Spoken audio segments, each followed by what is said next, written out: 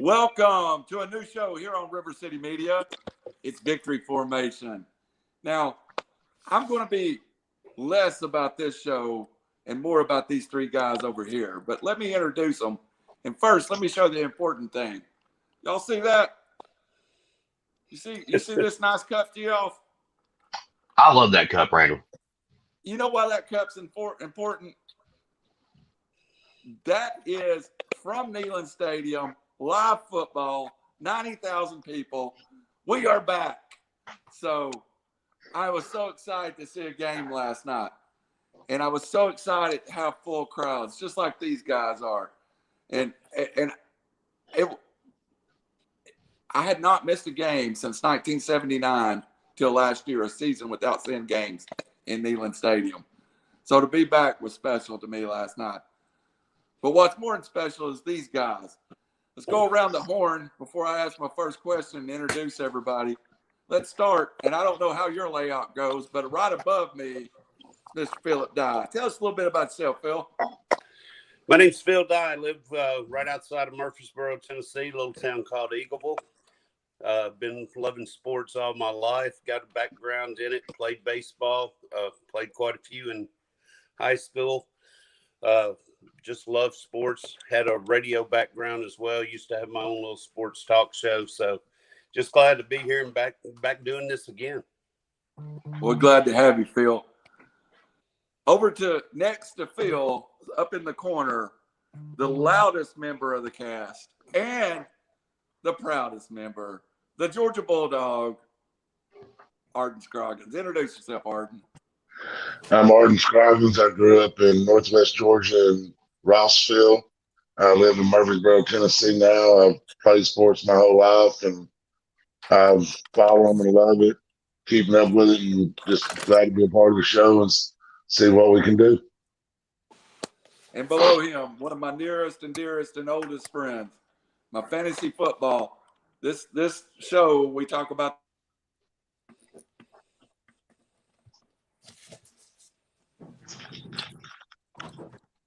We just got a bleep in our internet. So we talk about that fantasy football league a lot. Geoff's a member. I'm a member.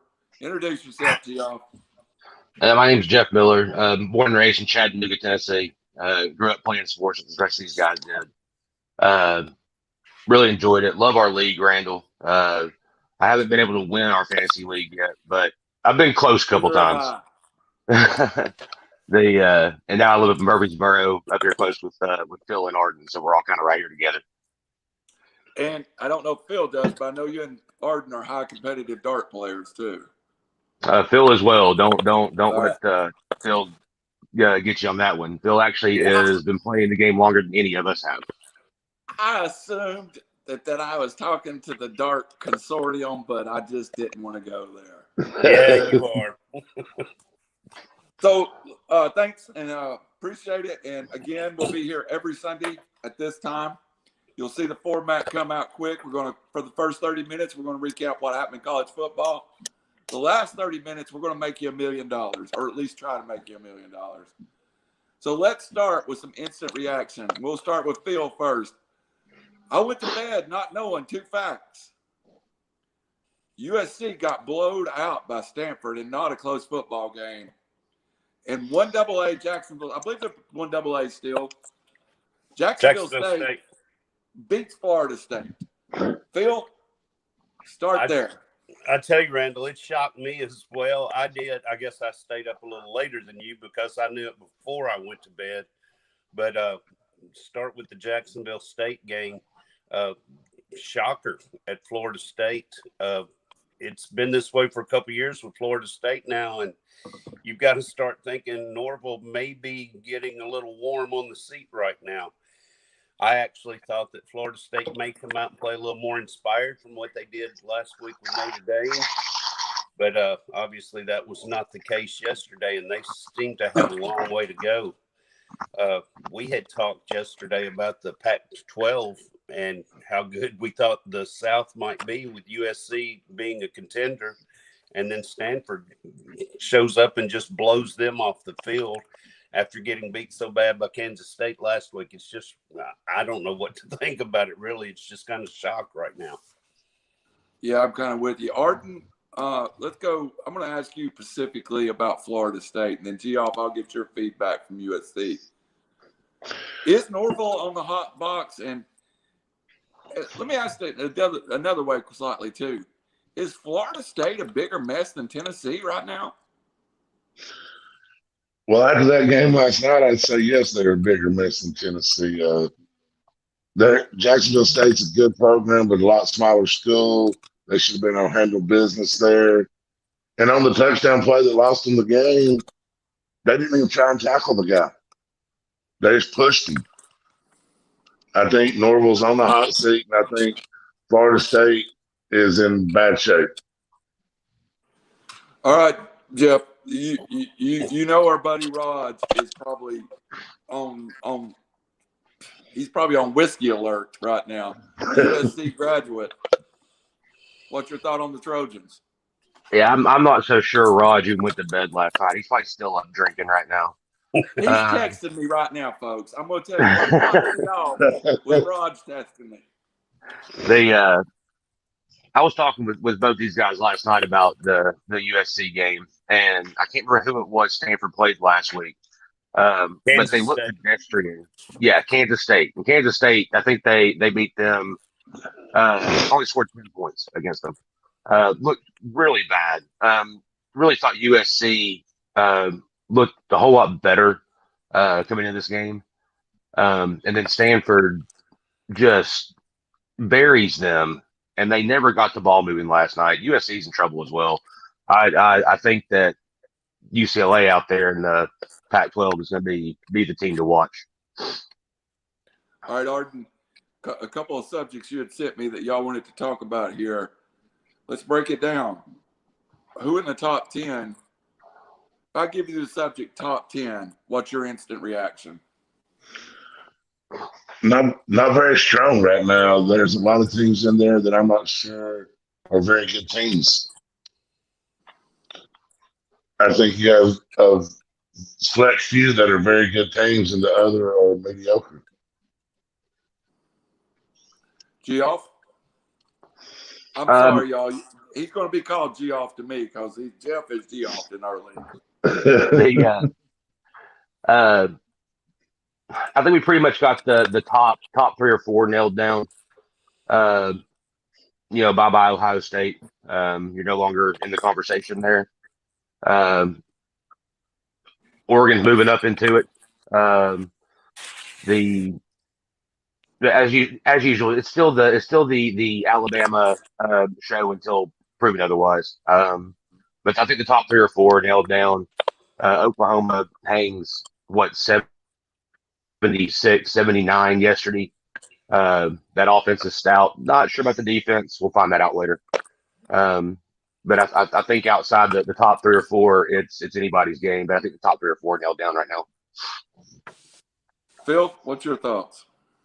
Well, when I think about the top 10 right now, I'm really thinking it looks like top 2 because from what I've seen over 2 weeks right now, Alabama and Georgia are both cream of the crop.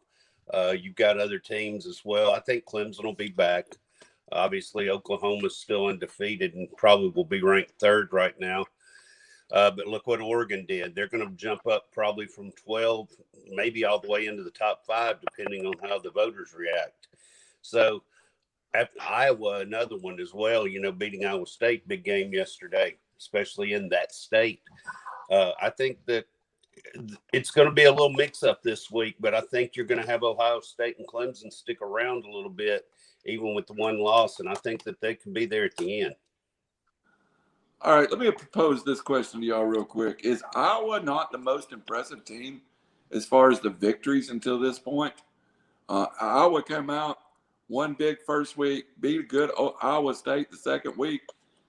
Geoff, is Iowa a top 5 teams?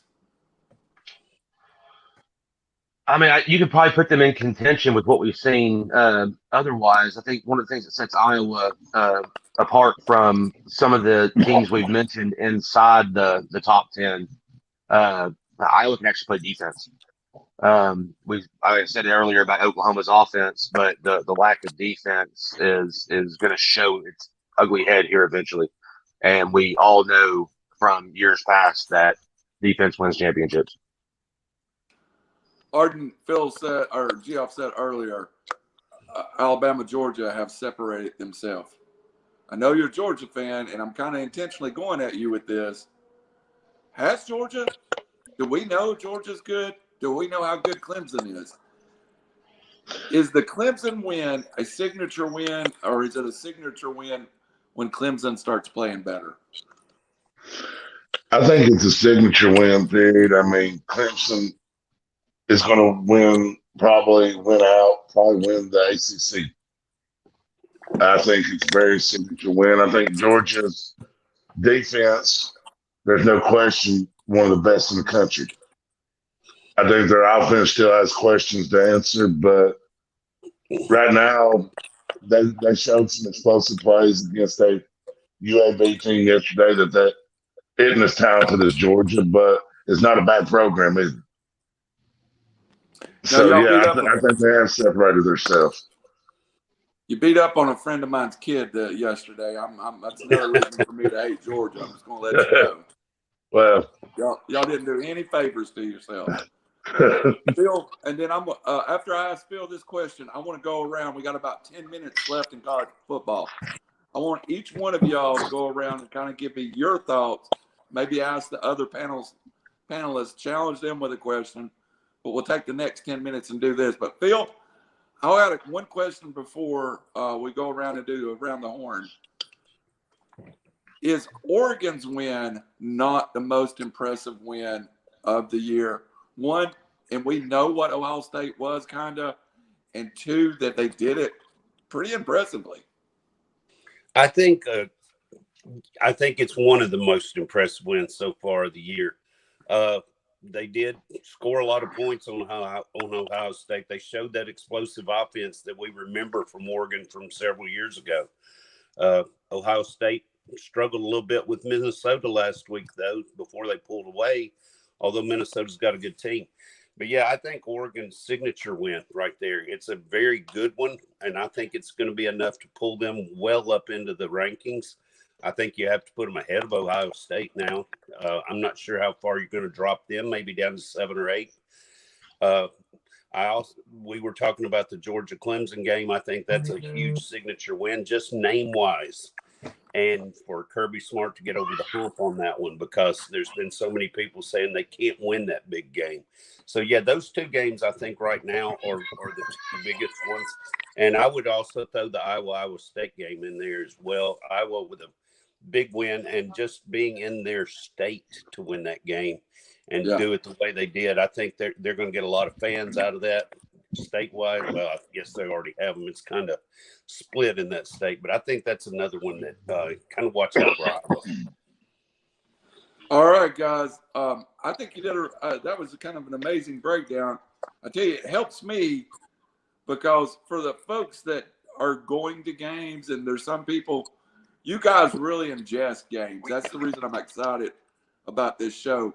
A lot of times, Geoff can tell you that I'll get up and text him the next morning to find out what happened in college football because I've been so caught up in my little world of going to a game and being 55 years old and pretending like I'm still a student and all that stuff. So let's get around the horn one more time. We're going to start with Mr. Geoff Miller. Give me your impressions of the top 10 and your number 1 or 2 stories that is college football in 2021 so far. Well, I have to follow Phil a little bit on this one. The Oregon win was big on multiple levels yesterday. One, I just don't like Ohio State very much at all, which made me happy Oregon won. I don't like Georgia very much, but I'm still giving them credit for a win. Randall, hush. We let these guys on here. We can't do that to them. Okay. So we had Oregon get the beat Ohio State. That was big. You've definitely got to talk Iowa there, like Phil said. It's that win's huge for them. They've played well this year. That defense is for real. Maybe not as for real as Georgia, which I've watched both weeks on Georgia. Georgia's defense is just flat out incredible. Their speed. Is it the Dean guys that linebacker. Tyndall. I think it's Tyndall. I think Dean too. That some of their closing speed is just impressive. I don't think there's a faster defense I've seen this year than Georgia. I agree with that. But again, Alabama is the one to dethrone, and if you're going to do it, you have to beat the best. Now they did beat Clemson, which was also a huge win. I think it was a huge win. If nothing else, it's a huge win just based on rankings. So I think that's your big takeaways. And we talked last night. I thought we might actually see a Pac-12 team or two start to come into its own back into into relevancy. So maybe we'll see UCLA and Oregon start to make a big thump in the football world. Before we get any farther, going to Arden too, our friend Rich Jefferson, or Jasper from Speakeasy 330 in Lyons, Michigan, comes in with Go Big Blue. When you get around Arden, give me your impressions of Michigan's 2 wins to this point. Very impressive, better than they've looked in a long time under Harbaugh. Their biggest test is they got tougher games coming ahead. It'll be just have to see how they finish it out. I think they got a chance and could beat Ohio State and win their division. I think Ohio State, though, their quarterback's got some learning to do. He's very talented. They're replacing a lot of players. I wouldn't count them out to be stout. I mean, my question is, when the polls come out, do you leave a one-loss Ohio State ranked ahead of Texas A&M, who's 2-0, and A&M looked very bad yesterday against Colorado? Our friends, and I won't show it on the screen, but we are projecting the poll from our friends over at 24/7 Sports that we'll go over real fast at the end of this segment. It's time to give the people what they want. I don't know where that's coming from. I don't know about you, but I feel good. It ain't coming from me.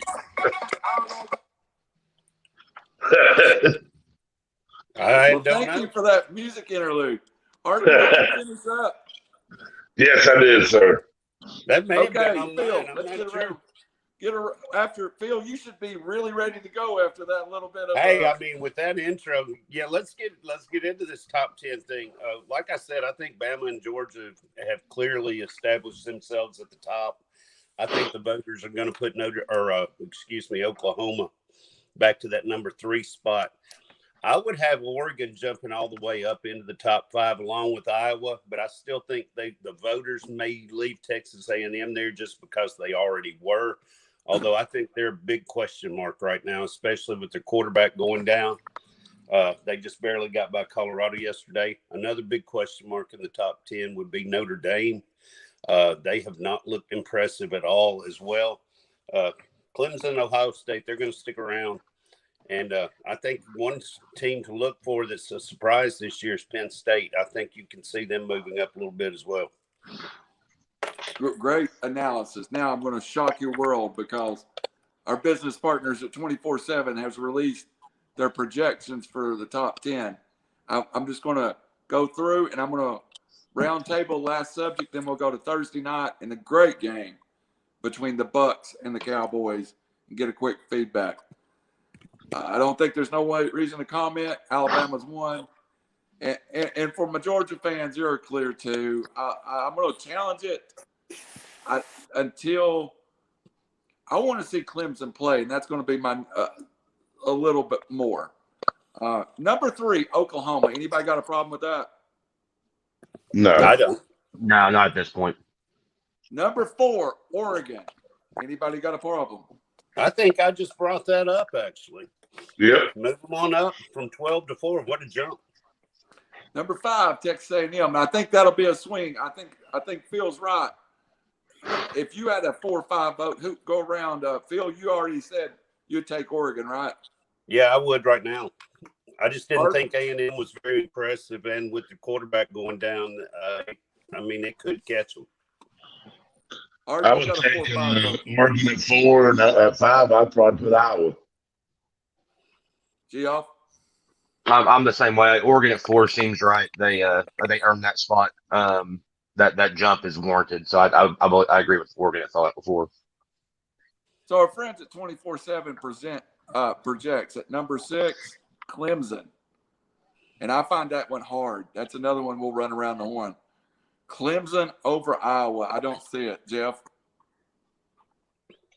No. Again, they are now 1-1. They beat their team pretty handily yesterday. They should have that. They were head over heels better. But Georgia, that defense just smothered them last weekend.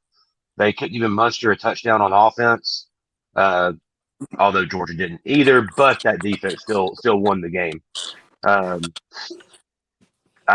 don't see how you put a 1-loss Clemson above any undefeated team right now.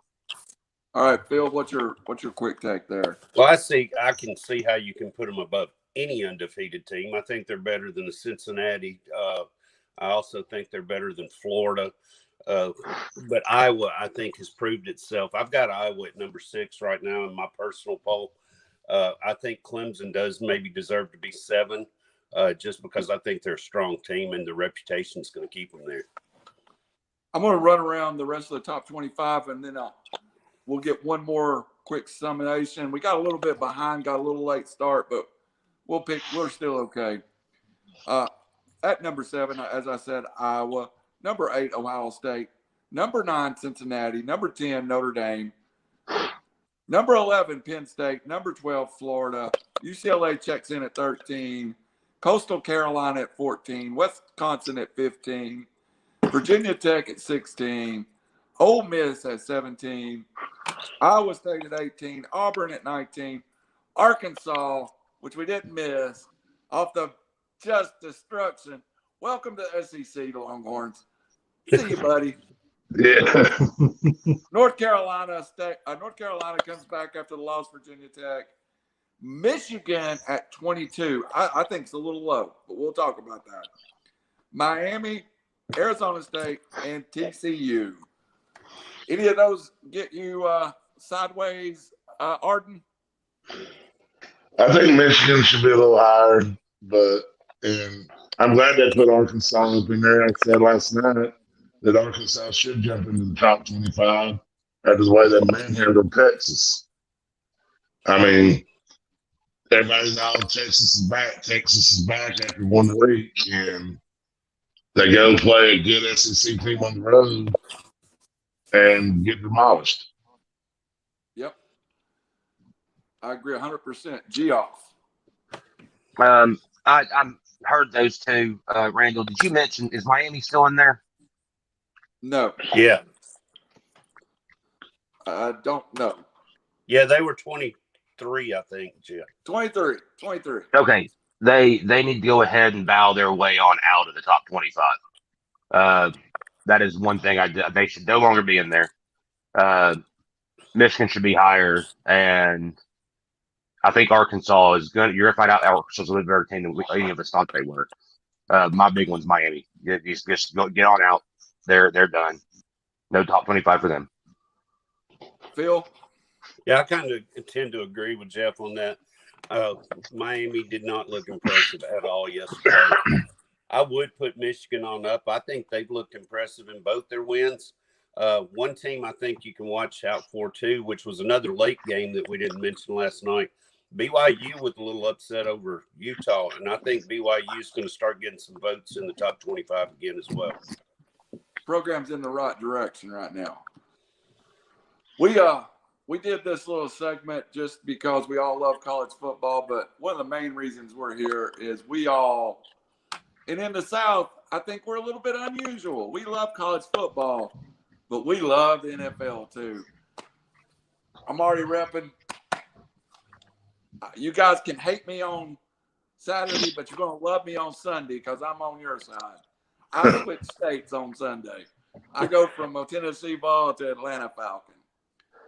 But let's start. We're so excited, so excited. And also, this applies to college football.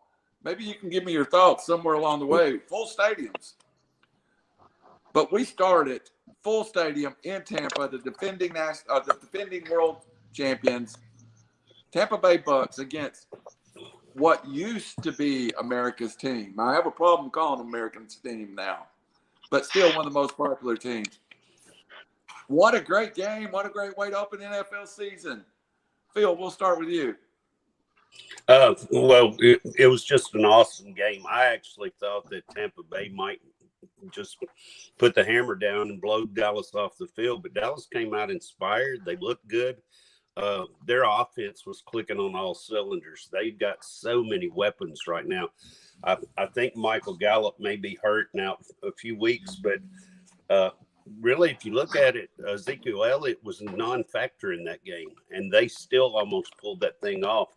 Now, I think Tampa Bay, once again, is going to be a team to be reckoned with, and they're a Super Bowl contender. And obviously getting that win under their belt is huge.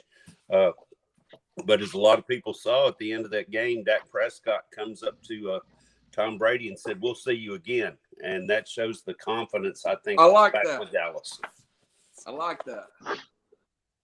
All right, Geoff. I really love that game. By the way, guys, I had 5 of the 6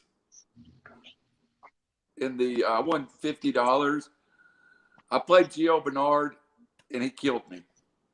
But, I had a huge piece of that game that was correct.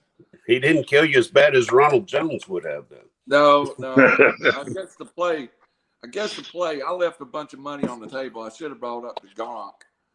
Gio, what was your impression of opening weekend or opening game? Well, let's start with I think Dallas surprised everyone. I wasn't sure how Dak would come out off of an injury year and how much he would trust being rehabbed and back. Obviously, that wasn't a problem. I believe at the beginning of the game, Amari Cooper lined up in slot over CeeDee Lamb, which is why I'd had no piece of Amari Cooper. I really thought CeeDee Lamb was going to be the guy on Thursday. Still had a good game, but Amari Cooper killed it. And Tampa's Tampa. Gronk's lost weight, looks more athletic and more built for the game than he has in the last 2-3 years. It was just a great football game. And they're definitely going to see each other again. It's I think you're looking at definitely 2 playoff teams. It was a great opening day. Arden, he talked about Gronk, and I drafted him in my fantasy draft, and I felt like when I got him in the 7th and 8th round, I stole Antonio Brown. Is Antonio Brown part of this team going forward? Yes, he's a very, very big part of this team, and him and Tom Brady have a good relationship, good friendship. They're saying he's working harder at practice. He's doing more for the team. I think he might have finally grown up and is going to stay away from the trouble, and they might be the old Antonio Brown again. And if so, that makes Tampa Bay a very, very dangerous team. In our draft, when I took him, I felt like him and Gronk both might devalue both Evans and Godwin a little bit this year. I still think Evans and Godwin is the 2 guys to have, but would you rather have moving forward? We'll go around the horn and then we'll go in the main slate. Would you rather have, and we'll do the same for Dallas. What two receivers other than what? So we'll take Evans and Godwin out. We'll take CeeDee and Amari Cooper out. Who's the 3rd wide receiver you want on Tampa and Dallas? Start with you, Phil. I think for Tampa right now, I would go with Antonio Brown. I kind of tend to agree with Arden, which is very shocking to me. Go Dogs. But Yeah, I think Antonio Brown, he's just a big play guy. Gronk is good, but I think he has a tendency for injury sometimes, and he just gets beat up so bad in games. He doesn't avoid contact. He just seems to seek it out. So I think with Antonio Brown would be the big play guy, I would say, in Tampa. In Dallas, I mean, I like Michael Gallup, but as I said, I think he's out maybe 2 or 3 weeks right now. Really, he would be my guy, though. I still think he's going to come back and be a huge part of their late season push to try to get in the playoffs. Same question to you, Arden, but I'm going to ask it with an added caveat. Is Dalton Schultz and Blake Jarwin just take away from each other so they can't be that third guy? Yes, they do. I mean, they're both good pass catchers. They take away from each other. That makes it hard for them to be that third guy. When Gallup is healthy, he is the third guy. He's a very good receiver. They just don't have the trio there is not like the trio in Tampa Bay.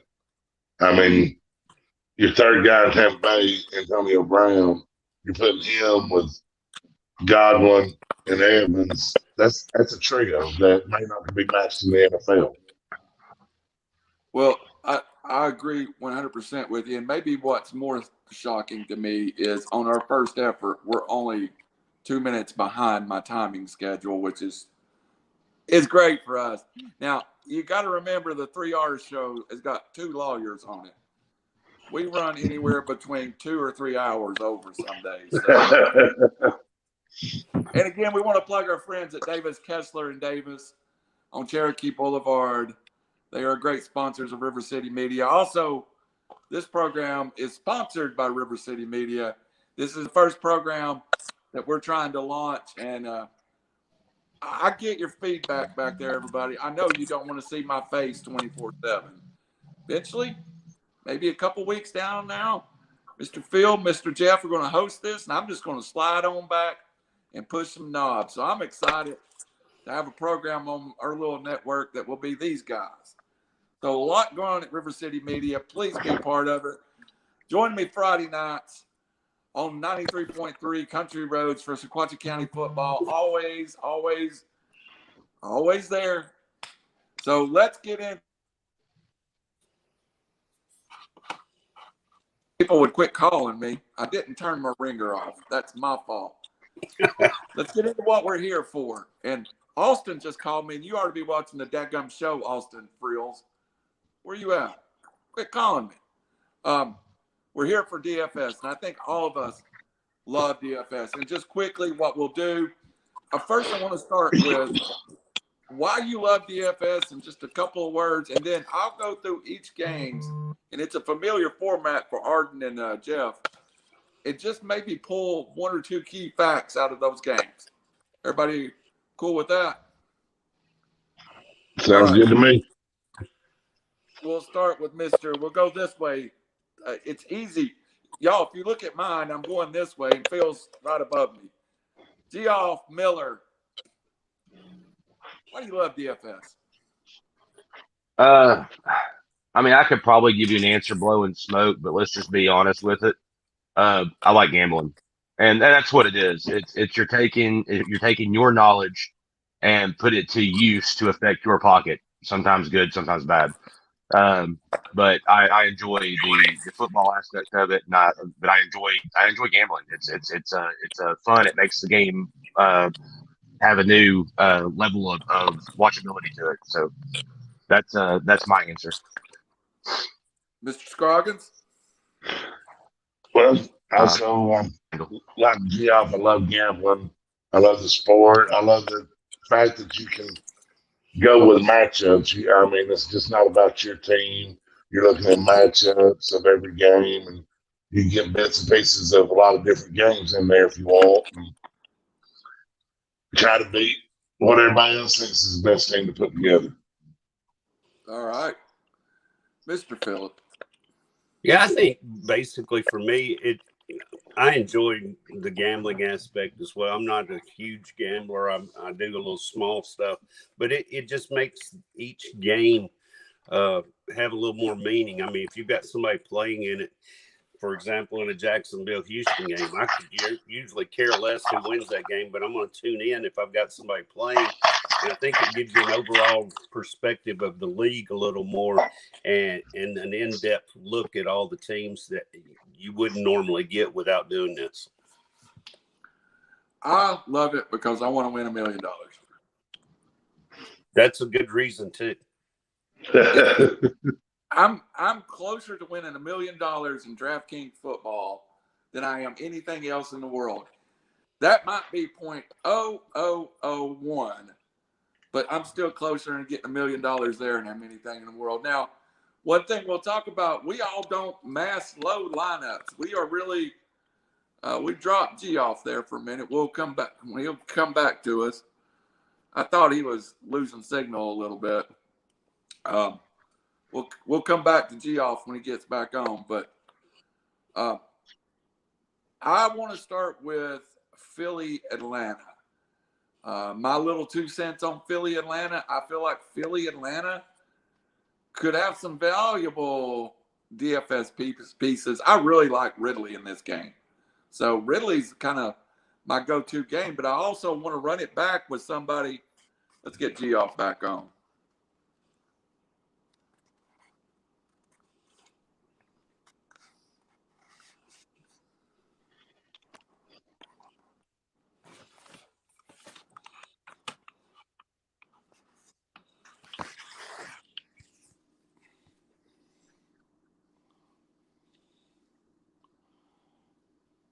Give me a second, guys. I'm trying to get Geoff on.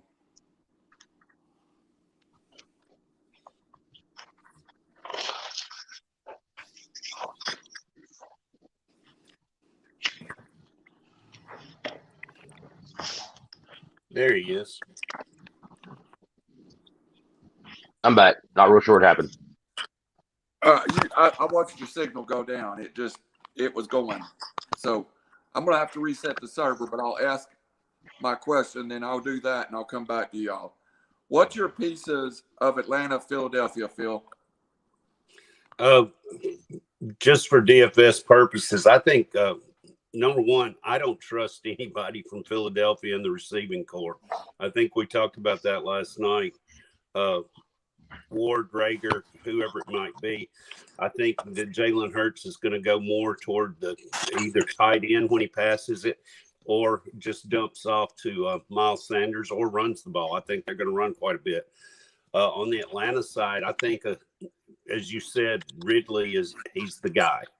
And I don't think there's any denying that. I kind of thought he was the guy last year. I think Russell Gage is going to step up. He's going to be the number 2 guy, and he's available probably at a good price. So he's going to catch a lot of balls, especially with Ridley being double teamed. I like that take. Geoff? Are we on Atlanta, Philadelphia? Atlanta, Philly. We waited on you. Philly. I'm with Phil. We talked about this last night. The wide receiving core at Philly, I'll pass on. I'm going to completely fade. I can see taking a piece of Miles Sanders and maybe the tight ends, Ertz or Goddard. But outside of that, I'm kind of fading Philly today. Atlanta, Ridley's the guy. There's just no question there, especially now that Julio's gone. There's nothing overshadowing him. Ridley's a dude. And then Atlanta can be a run-heavy type team. So I do like Mike Davis. Oh, I got to learn which way to point. Arden. Okay. Well, like I said, we all talked about it last night. I like Zach Ertz at his price. I don't mind the play of, if you want to play Jalen Hurts, don't mind that play. Miles Sanders could play. One thing I will bring up that Geoff brought up about Mike Davis. I think Mike Davis is a very good play this week. They just signed Gallman. He don't know the whole playbook. And so basically your number 2 running back is going to be Cordell Patterson. because Gallman don't know everything yet. So I think Mike Davis gets a very big load this week, bigger than most weeks once Gallman learns the playbook and stuff. And Ridley, I don't think anybody's touched base on it. He's the man. And Phil brought up a very good point with Russell Gage. I think he's got a good value at his price range. But One thing we ahead. didn't bring up, Arden, was, or none of us have, actually, their new acquisition, Kyle Pitts. And he could be a big factor in this offense as well. I think right now he's a little overpriced, though, being a rookie. I'd rather wait and see what he does coming in, maybe give him a game or two before going with him. I totally agree with that. I mean, he's just being a rookie in the first game, but he could be later on in the year, could be a very big part of DFS. If he's showing out, you're going to have to pay for him, though, but he could be a very big part. I agree with you. I'm sitting here. I just reserved $100 in lineups just then. So, again, somehow I'm getting feedback, but let's keep going. The next game on the slate, I have no interest in it. And does anybody have any part of Houston, Jacksonville? Yes. Love James Robinson. Love who? James Robinson. Okay. Anybody, Phil, you got anybody besides James Robinson? Not really. I think Laviska Shenault could catch a few balls, but with Trevor Lawrence being a rookie, like I said with Kyle Pitts, I think you give him a couple weeks before you even look at him or anyone around him. And as far as the Texans go, I think maybe Brandon Cooks, just because he's the only thing they have on the outside, but I'm not sure how he's going to get the ball really either. So. Could you throw a dart at the Jacksonville defense, Geoff? Okay, I was just about to bring that up. So I think it's $2,300 today is what Jacksonville's defense is. $2,700 is what Jacksonville's defense is. I think at that price point, with a Houston team that is Deshaun Watson-lessness, you can throw a dart at the Jacksonville defense. I think it's worth a play. All right, we'll stay right there with you, Geoff. Seattle, Indianapolis. I don't have any love for this game, and here's why. Everybody panicked when Carson Wentz got hurt, and I think now everyone will either jump on this game or they'll stay away from it. I think a lot of people set lineups. That never played, and they probably set them 3 weeks ago with a bunch of Seattle players in it when they thought Carson Wentz is going to be out. So I'm just going to avoid this game. I don't blame you for that thought process. I mean, obviously, there are still some key pieces in it. It may not be a real high-scoring game, but, you can't overlook DK Metcalf on Seattle's side of the ball. Russell Wilson at the quarterback spot. He seems to always find a way to get his. And on the other side of the ball, I think Jonathan Taylor. The ball has to go somewhere. You have to the football. You're an NFL team, and I think Jonathan Taylor's a good play on that side. Maybe not this week as much as some others, but just remember it's still out there. Arden? Well, I agree with that. I mean, I don't like Chris Carson in this game. Indy's got a good front seven. They've got a good defense. I mean, I'm about like you, Randall. I don't eat much of this game at all in any of my lineups. All right, Phil, you got any of this game? I do not on my lineup, although I looked heavily at taking Russell Wilson because, like Geoff says, he just seems to get his every week. There's one other guy, I think Nyheim Hines with the Colts. If you're looking for a late flex and don't have any money left, I think he's going to catch a few balls today and maybe get you 8 to 10, 12 points. So maybe on the low end him, but I'm kind of with you. I'm going to pass on most of this game. All right. I think this is one of the most – we'll go straight. We'll just keep going back. So whoever ends starts the next one. So, Mr. Phil, I have interest in this game that not a lot of people do. The New York Jets and the Carolina Panthers. And I'm going to sell you on a game script. This game's going to shoot out because you've got a quarterback in Sam Darnold and a quarterback in Zach Wilson that both have something to prove. You have the best player maybe in the NFL on one side, and you have very serviceable receivers from the Jets. And I'll give Geoff credit. He's lived off of Jets receivers for years. I have a lot of interest in this game. How about you? Oh, it's funny you bring this one up with a lot of interest. We talked more about this game last night when we were just sitting around, probably than any other. We all love Sam Darnold today. Yeah. I think Sam Darnold and Robbie Anderson hooking up against their former team is a big storyline. I think they've got something to prove. Christian McCaffrey always is going to do his thing. But Darnold and Robbie Anderson, I think, are your two keys in this game. As you said, the Jets have some serviceable people. I've never been a big Jets fan. I know Geoff has at times and gone there, but I usually avoid that team at all costs. But I think with a new rookie quarterback, I think they're going to air it out a little bit. And I think this could be a shootout today and a lot of points scored in this game, both on the field and with fantasy. Interesting. We got a question coming in, and it's the power of the worldwide. When we started this, we're going to have a slow build here, and I just always want to say that. And we'll get a couple hundred views today, and we'll grow and we'll grow.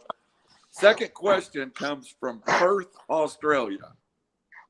Nice. So the second question from Perth Good day, is about this game, Arden. Is this a game that shoots out, but you fade Christian McCaffrey? Well, you can do that. That is very true. You can fade him because of his price point.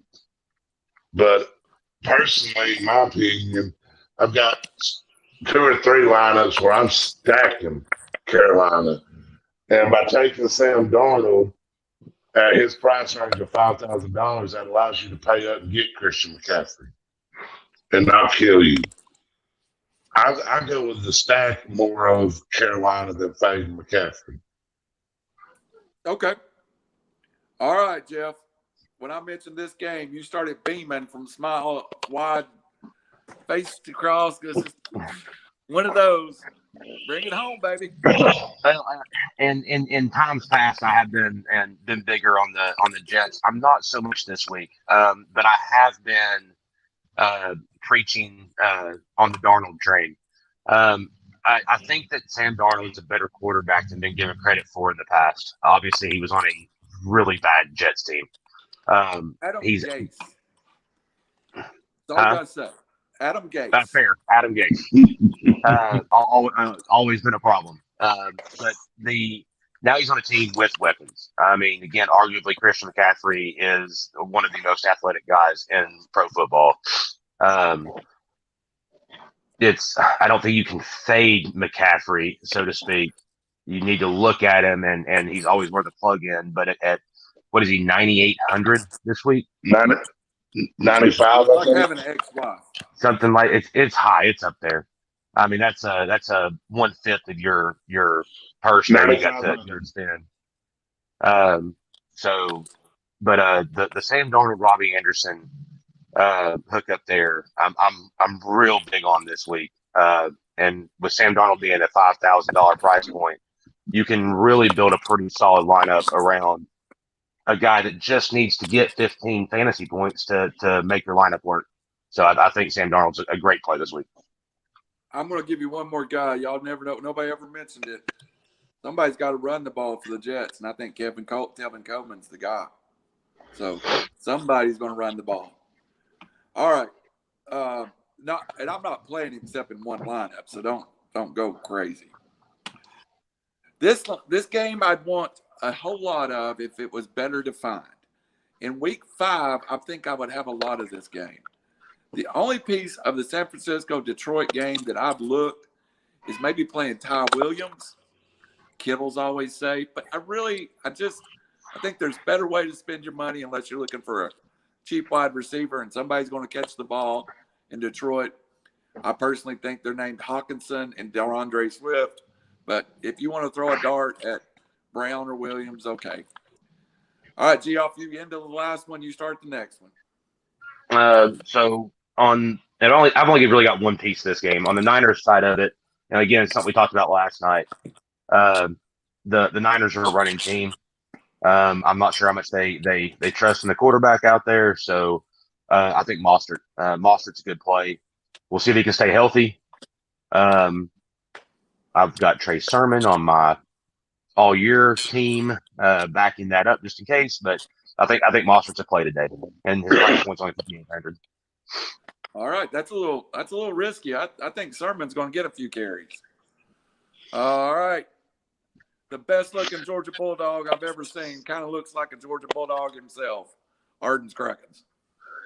Yeah, I got some Kittle in my lineups. I like Kittle in a couple of lineups. I've got Mustard in a couple of lineups. I'm staying away from Detroit, but I do agree Ty Williams might not be a bad play.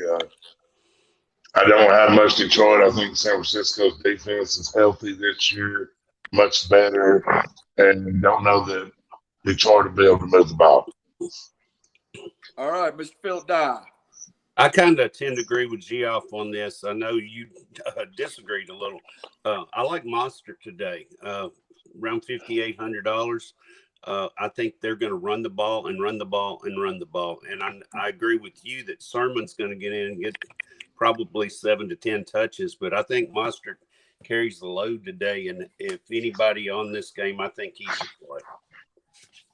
Well, it's I think y'all are valid. I just think Sermon is a little bigger thing than 7 to 10.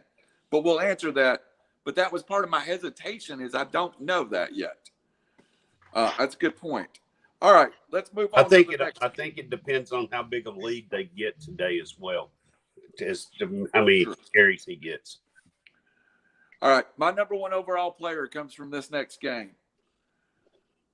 The Minnesota Vikings go to the Cincinnati Bengals. I think when you tally up the total, now taking quarterbacks out because quarterbacks got the ability to score at a higher level, and I kind of separate this into wide receivers, running backs, and tight ends. My number one overall point producer this week, Dalvin Cook from the Minnesota Vikings. I also like a lot of pieces from Cincinnati. This game, I think, is in the 50s total. And I think the implied total is something like 28-22. Really like this game to shoot out. Mr. Phillip. Well, I don't think you can ever go wrong with Dalvin Cook. Most weeks, he is going to be right there in the top of the point producers. I think this plays right into his hands, too. Cincinnati, not a great run defense. He's going to tote the rock a lot today. I like Justin Jefferson as well. It's his second year coming in. He's going to get a lot of touches this year. On the Cincinnati side, I think you go over it and look at somebody like a Tyler Boyd, very cheap.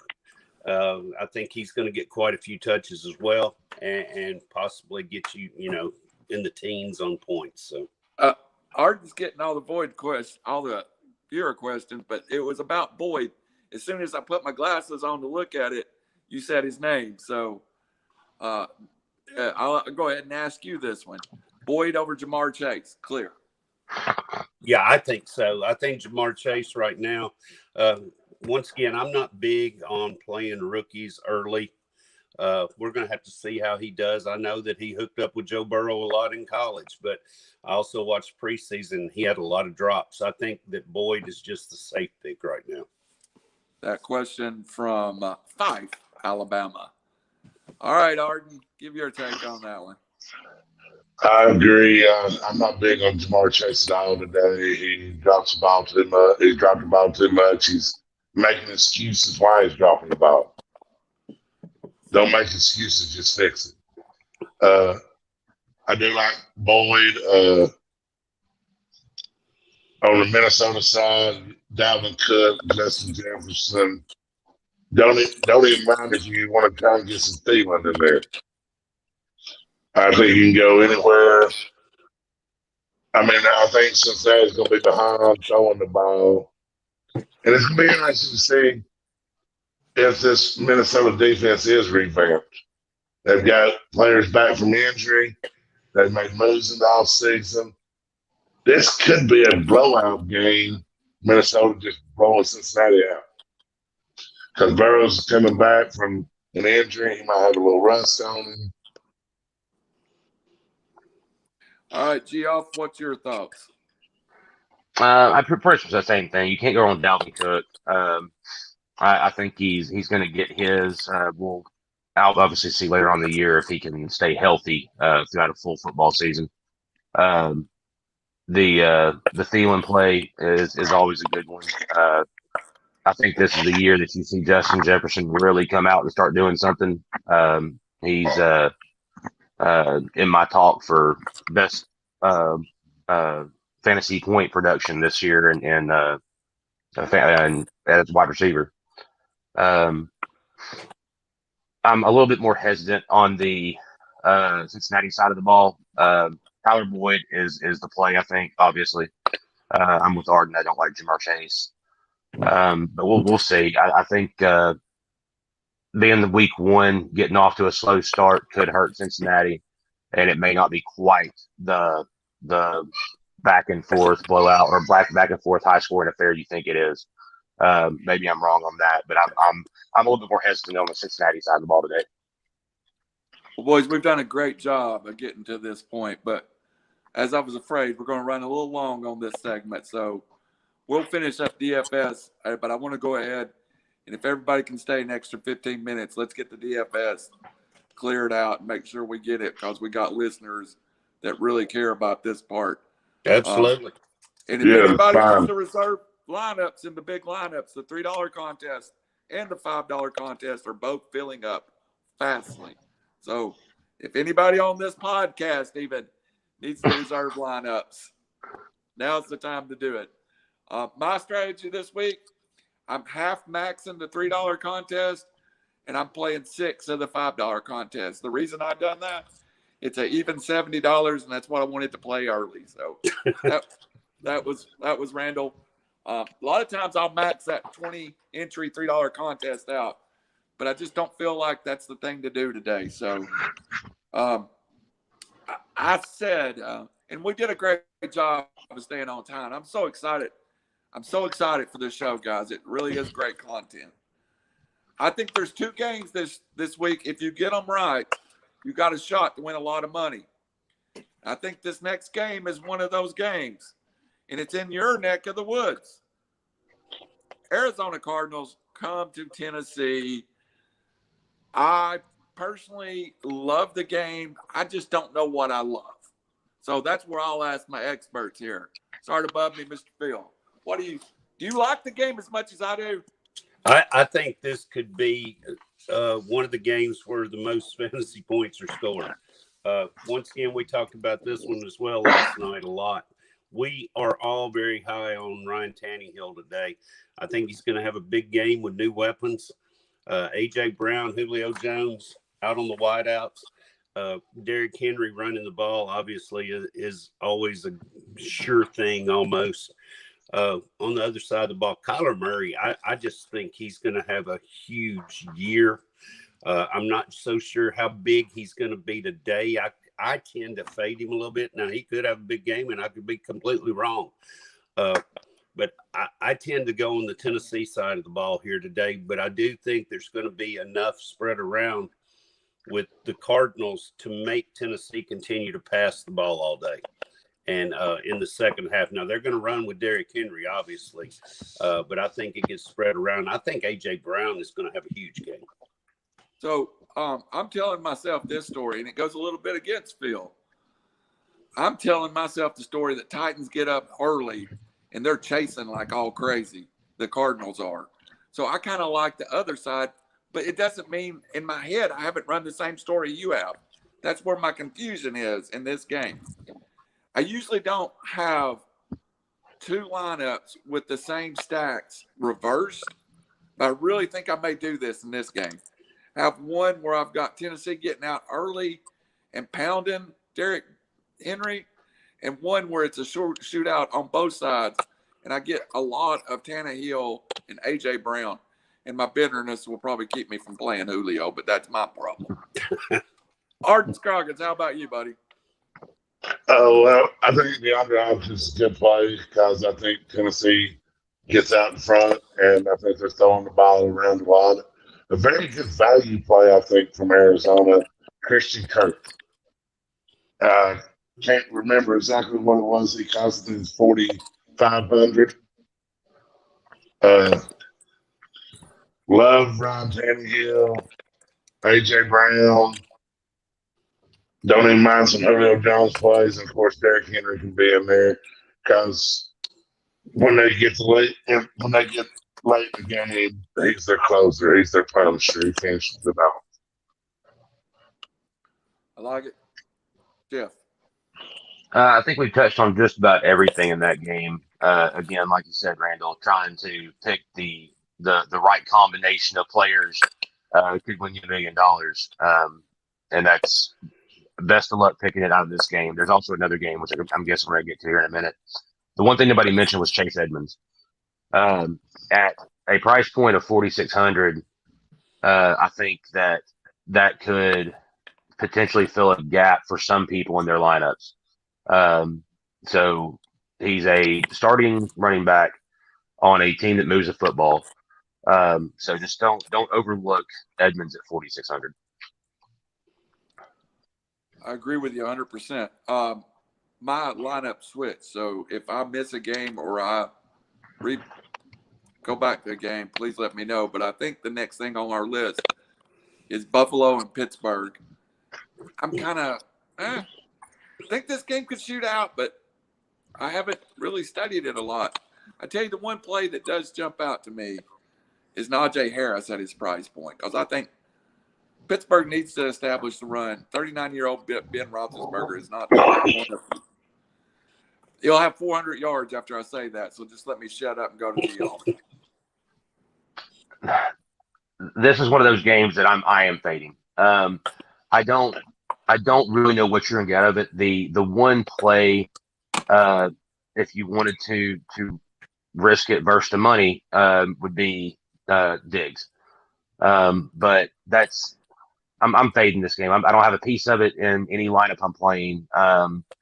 I just don't know what you're going to see on the defensive side of the ball from either team.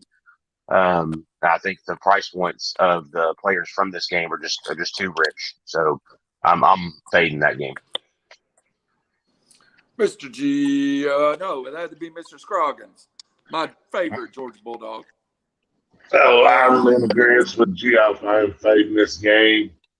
I don't know what you're going to, like I said, defense. You don't know. I mean, they both have known to have good defenses. The only play that I think I got in one of my lineups, I took a cheap play from Buffalo. He had some big games last year, and he goes under the radar. I took Gabriel Davis at $3,500. That's a nice dart throw. It's good. That's good. That's a good look. A question from Chattanooga, Tennessee. Is no one in this mention taking Josh Allen, have they? So this, No. as this question is Josh Allen playable, or is he priced out of playability? At Pittsburgh, #1 defense against pass last year. So Josh Allen at $7,400, is he just too much, Philip? I think so. I think the price is too much for the potential value of him playing well. Pittsburgh's defense has always stepped up. I've got this as a low-scoring game. A lot of people think it might be a shootout. I think Diggs, I think, is always a safe play for Buffalo. Excuse me. I agree with you, Randall, though. I think Najee Harris, at the price point he's at, he may be the best value. And someone like a Deontay Johnson that's going to catch a few balls, maybe score, could also get in there. But as far as the game, I'm kind of with the other guys. I'm just not all about this game, thinking there's going to be a whole ton of points scored. All right. One more 1 o'clock game. And I do like this game. I like it more because Curtis Samuels is out, and that makes me really like the Redskins' other pieces in F1 McLaren and Logan Thomas. But I really think this game's got a chance to shoot out. Now, there goes Geoff again. In my early only lineups, I played a lot of this game. The LA Chargers and the Washington football team. God, I actually said it. The Washington football team. Start with Mr. Phil Dye.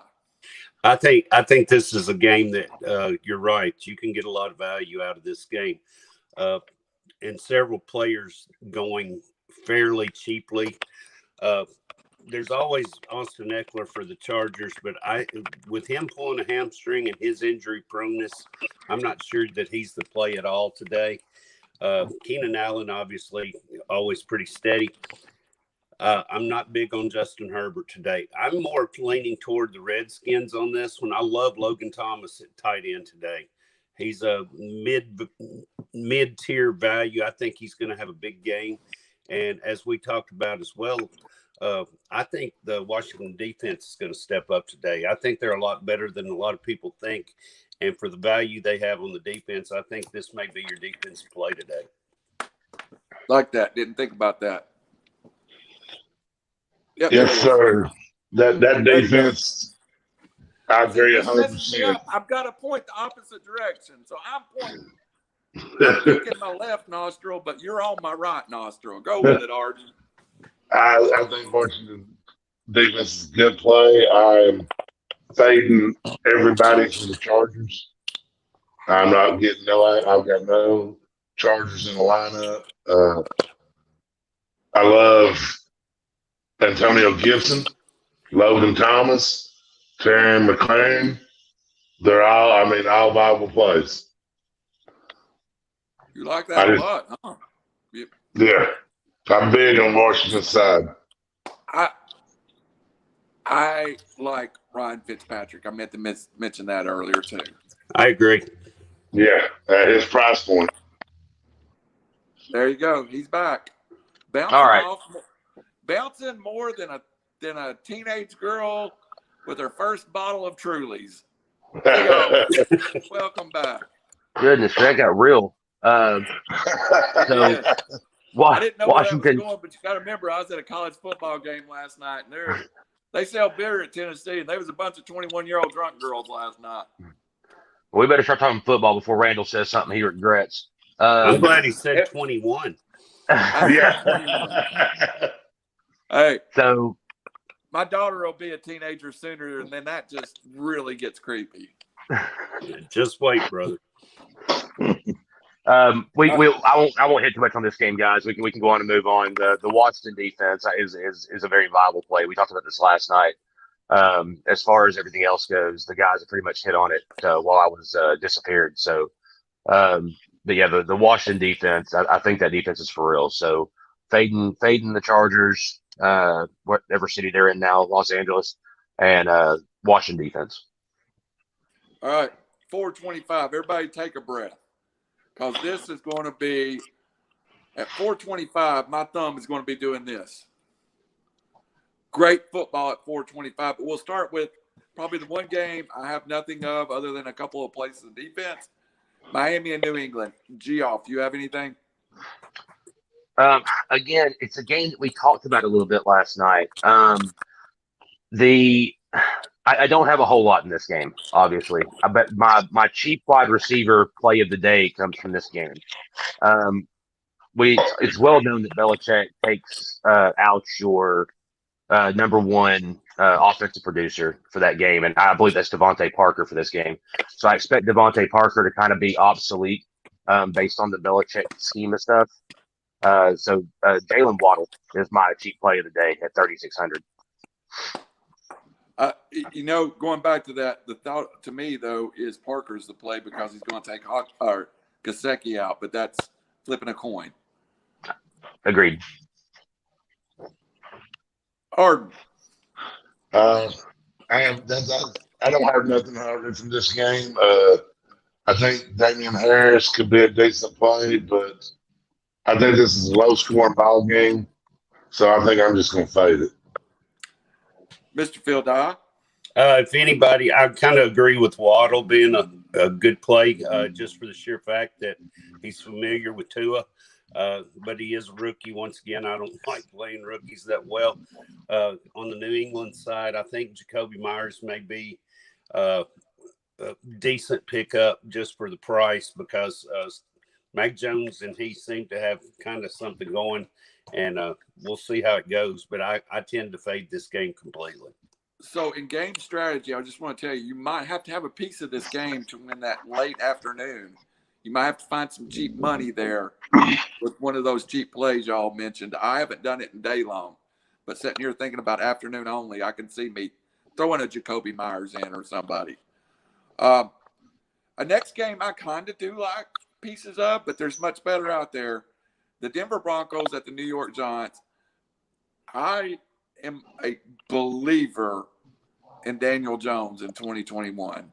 So, but again, we're about to cover Green Bay and New Orleans and Kansas City and Cleveland, and I ain't going to be playing no Daniel Jones. So up to you, Phil Dye. Well, I totally disagree with you. I am not a Daniel Jones believer, and he's going to have to do a whole lot this year to make me one next year. So I really don't have a whole lot to do in this game. I think you're looking at the Denver running attack with Gordon and Williams. I think they're going to split carries. So I don't know what the value is in either one of them. One's going to outdo the other, obviously, but it's coin flip which one gets it. If you're really struggling, I think Bridgewater could possibly get you some points today, but he's very cheap. But I'm not nowhere on the Giants do I see a whole lot of value right now, and really not seeing too much with Denver either. And to follow up to your Daniel Jones comment, I believe it's his do or die season. That's the reason I kind of like him. Either he gets it done or he's not there next year. So if he don't prove himself a quality NFL quarterback, I don't think he's got next year to prove himself a quality NFL quarterback, sadly. No, I tend to agree with you. All right, Arden, you always come up with some strange stuff in these games. Give me one. This game, I don't have nothing really strange for you in this game. I think a sneaky play could be the best I can come up with. The Giants had a very good defense last year. So if their defense is cheap, they could be a very sneaky play. Good. All right, Geoff. If you don't come up with something sneaky, you always do. You got anything? Not really, not in this game. I'm pretty much a complete fade in this game. If you want to take a flyer on Noah Fant, you can. But I just don't see any viable piece of offense from this game. It's going to be low scoring. I don't have enough faith in anybody really. And I'm with Phil on the whole Daniel Jones thing. He's got a long way to come with this. I need more than a hope and a prayer. So when he throws for 300 yards, you and Phil, we'll talk about next week 2. That's fair. Well, one thing too, he may throw for 300 yards because Barkley, I'm not so sure how much he can tote it today. So that was my thinking too, a little bit. All right, guys, buckle in, strap in. The last 5 minutes of the program, somebody's going to win $1 million, I think. And I said it earlier in the week to all three of you. I posted it in my blog. Whoever gets these next 2 games right has got a big leg up on winning the Millie Maker. I personally, at the price points, I think it comes from this game.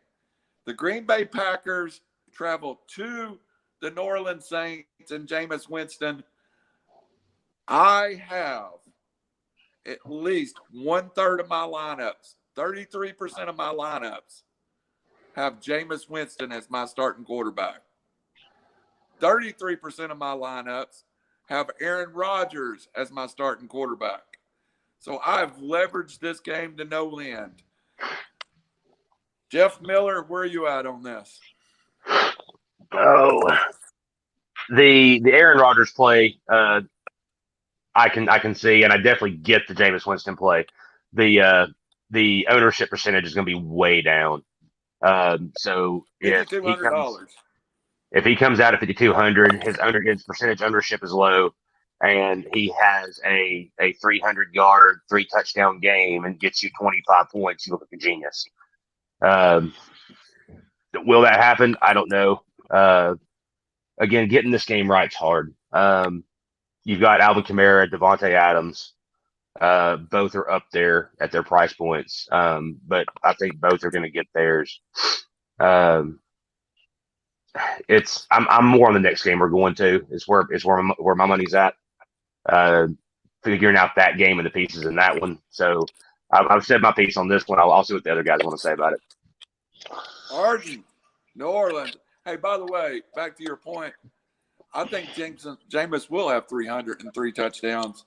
He may have 4 interceptions too. So you beat me to the punch, Randall. I was going to say he might have 3 touchdowns, but he might have more interceptions than touchdowns. All right. I think Green Bay's got a pretty good defense. So I like some plays from Green Bay there. I don't think the Saints have the weapons. I mean, their best weapon and only real scare to me is Kamar. I think this game winds up being a blowout because New Orleans is not in New Orleans, it's in Florida because of the hurricane and stuff. So I think this game's a blowout, so I like the Green Bay side of it and stay away from the New Orleans side of it. So, Phil, is nobody bringing up Marquise Callaway just because they want to keep him as a secret play, but they didn't know I was going to throw it out there and tell everybody that he's New Orleans' #1 wide receiver. So, what do you think? I think if you ask the majority of the people in America right now, they couldn't tell you who Callaway was and that he was their #1 wide receiver. I tend to agree with you, Randall. I've got this where I've been thinking this could be the highest scoring game of the day. And I think you're okay whichever side you go on. I'm not a huge Jameis Winston fan, so I would tend to lean more with Aaron Rodgers. Aaron Jones also, he's a little higher price point, but I think he's going to get his today. I do like the Callaway play because he's going to go to him quite a bit. Arden brought up a good point, though. It's not in New Orleans, so I think the Packers have a little edge here.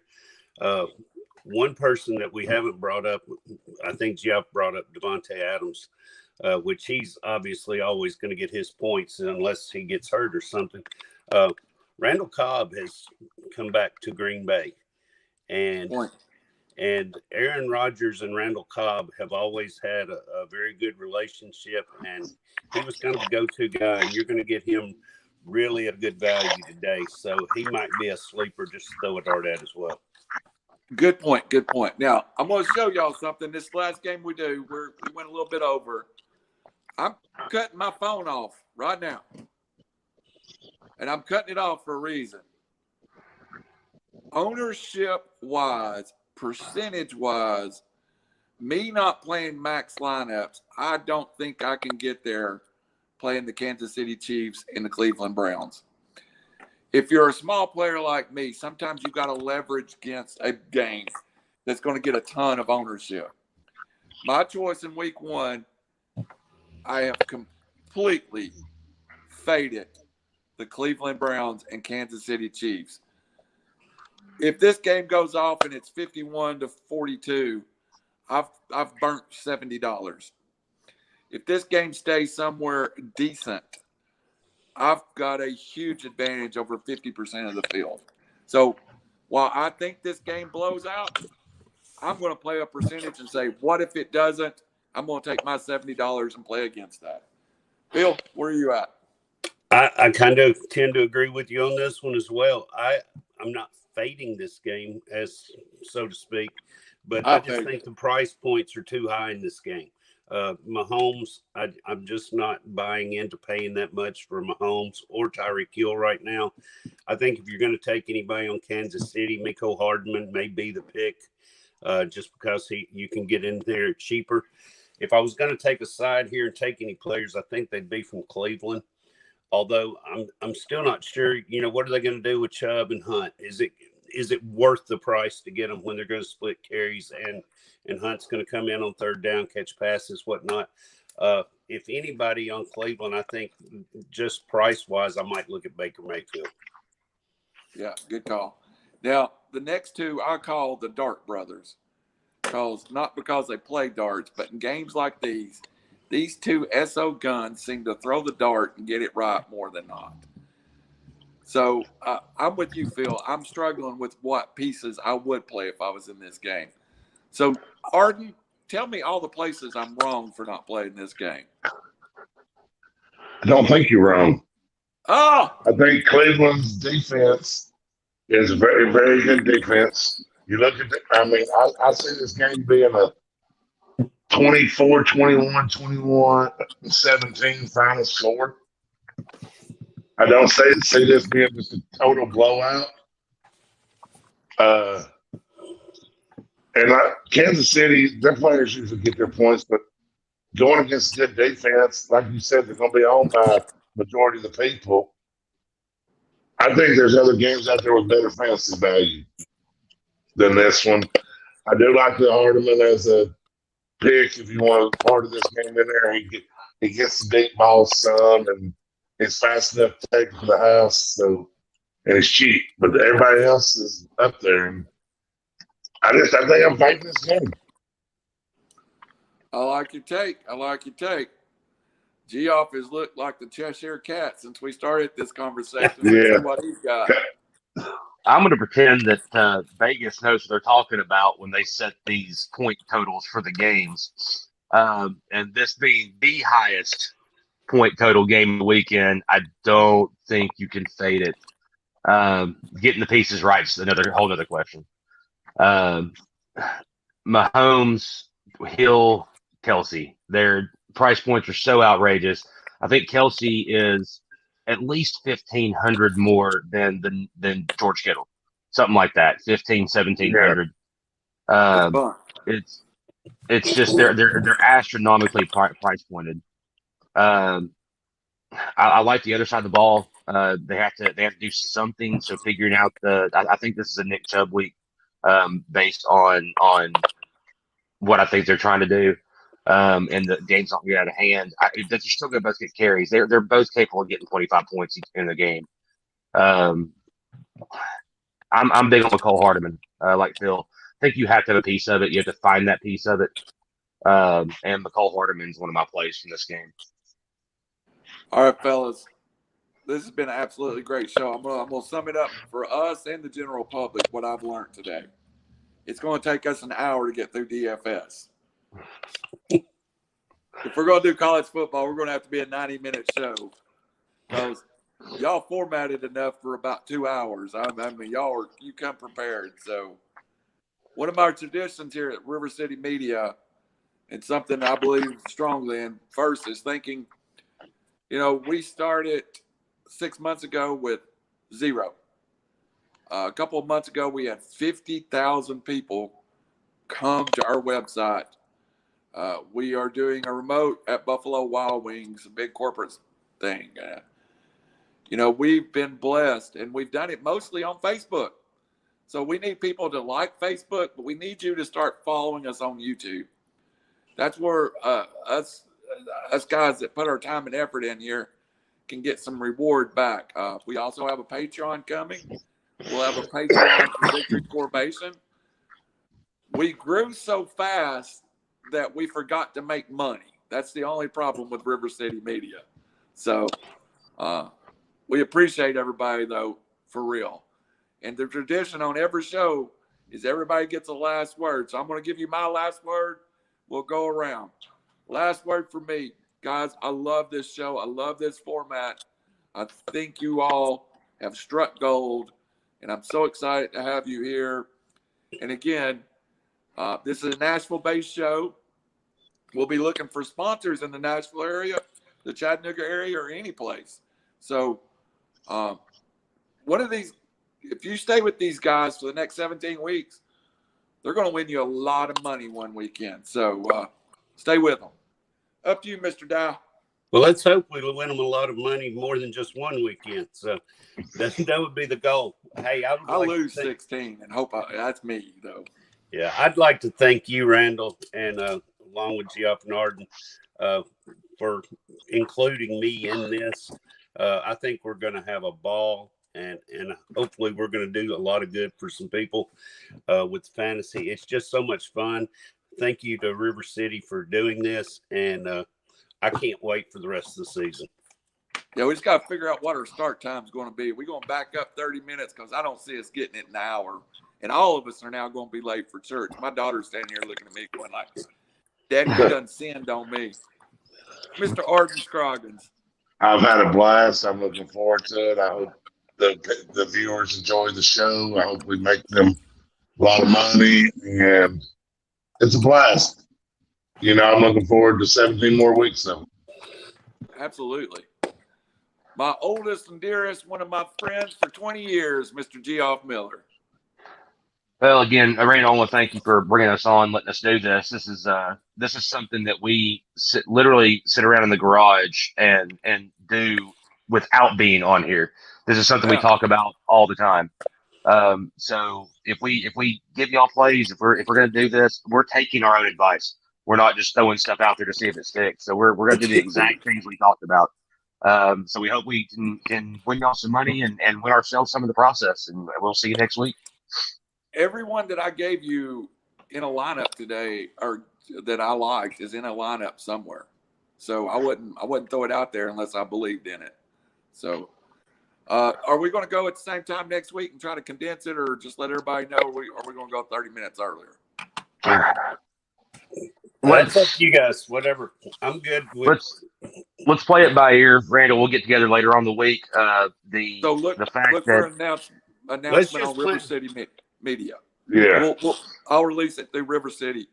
Also, we're available. We'll be available immediately after this broadcast ends on Marion Messenger, the local online newspaper here in Jasper.